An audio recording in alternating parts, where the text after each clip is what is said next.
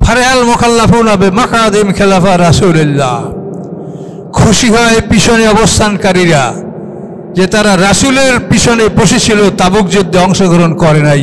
এই মুনাফিকরা এরা তাবুক যুদ্ধে অংশগ্রহণ করে নাই, অধিকাংশই কিছু লোক করছে, তারা তো পথে গন্ডগোল করছে এই মুনাফিকরা। তাই আল্লাহ বলেন ফারিহাল মুখাল্লাফুনা বিমাকাদিহিম খিলাফা রাসূলিল্লাহ, খুশি হয় সন্তুষ্ট হয় পিছনে অবস্থানকারীরা তাদের বসে থাকার উপরে রাসূলের পিছে।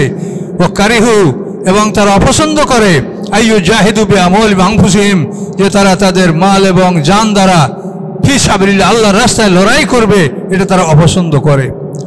ওয়াকালু, এবং তারা অন্যদেরকে বলে লা তানফিরু ফিল হার, গরমে বের হয়েও না। নিজেরা তো যায় না, অপরদেরকেও বলে গরমে বের হয়েও না। আল্লাহ বলেন কুল, আপনি বলে দেন নারু জাহান্নাম আসাধ্য হাররা, জাহান্নামের আগুন এর চাইতে কঠিন গরম। লাউ কানু ইয়াফকাহুন, যদি তারা বুঝতো। এই তাবুক যুদ্ধটা এটা ছিল খুব গরমের মৌসুমে, আর মুনাফিকরা নিজেরা যায় না আর অপরদেরকে বলে গরমে বের হয়েও না। আল্লাহ বলছেন যে জাহান্নামের আগুন এর চাইতে অনেক গরম, গরম সামনে আছে। ফালিয়াধাকু কালিলা ওয়ালিয়াবকু কাসীরা, তারা যেন কম করে হাসে এবং তারা কাঁদবে বেশি। জাযাম বিমা কানু ইয়াকসিবুন, এটা তাদের পুরস্কার ওই সব কিছু যা তারা উপার্জন করেছে। এই যে হাসা, আল্লাহ বলছেন তারা কম হাসবে এবং তারা কাঁদবে বেশি। এই হাসা কাঁদা, এই কান্নার কিন্তু একটা বিরাট উপকারিতা আছে।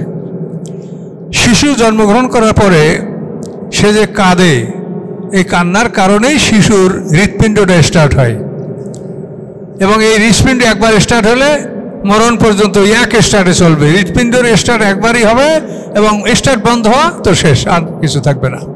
এই হৃৎপিণ্ড স্টার্ট হয় কান্নায়। এই জন্য দেখবেন যে সিজারে বা অন্যভাবে বাচ্চা হলে নার্সরা সবসময় বাচ্চাটাকে কাঁদাবার জন্য চেষ্টা করে। বাচ্চা যদি সাথে সাথে না কাঁদে, কাঁদতে যদি বিলম্ব করে, তাহলে ওর ব্রেন কম হবে, একটু বোকা টাইপ হবে। আর জন্মের সাথে সাথে যদি চিৎকার করে কাঁদে এবং কাদার ধাক্কায় তার হৃৎপিণ্ড সঠিকভাবে স্টার্ট হয়, তাহলে ওই বাচ্চা ব্রেনই হবে, সুন্দর হবে, ভালো হবে। তো এখন ওই আল্লাহ বলছেন তাহলে কম করে হাসো, বেশি করে কাঁদো। কান্নার কিন্তু একটা বৈশিষ্ট্য আছে। আর যারা নিয়মিত কান্নাকাটি করে, রাসূলের জীবনী, কোরআন পাঠ, এতিমদের মাথায় হাত বুলানো, এগুলিতে আপনি কাঁদবেন। আল্লাহর কোরআন যদি সঠিকভাবে বুঝেন, পড়েন, তা আপনার চোখে পানি আসবেই। তো যারা নিয়মিত কান্নাকাটি করবে তাদের হৃদরোগ হবে না, তার কারণ এই কান্নাটা হলো হৃদরোগের ঔষধ। সাধারণত হৃদরোগ ওই সমস্ত লোকেরই হয় যারা চিরসুখী মানুষ, যাদের কোনো অভাব নাই। এইগুলোই কিন্তু হার্টফেল করে হঠাৎ করে মারা যায়, দেখবেন না, পরীক্ষা করে দেখেন।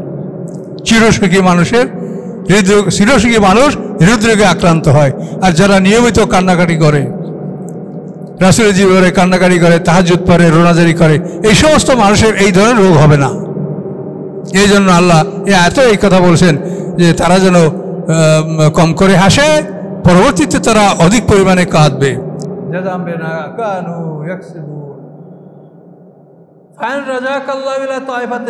যদি আল্লাহ তাআলা আপনাকে ফিরিয়ে আনে তাদের এক দলের কাছে, মদিনায় যদি আপনাকে ফিরিয়ে আনে, ফাস্তাযানুকা লিল খুরুজ, তখন তারা আপনার কাছে অনুমতি চাইবে যুদ্ধে বের হওয়ার জন্য।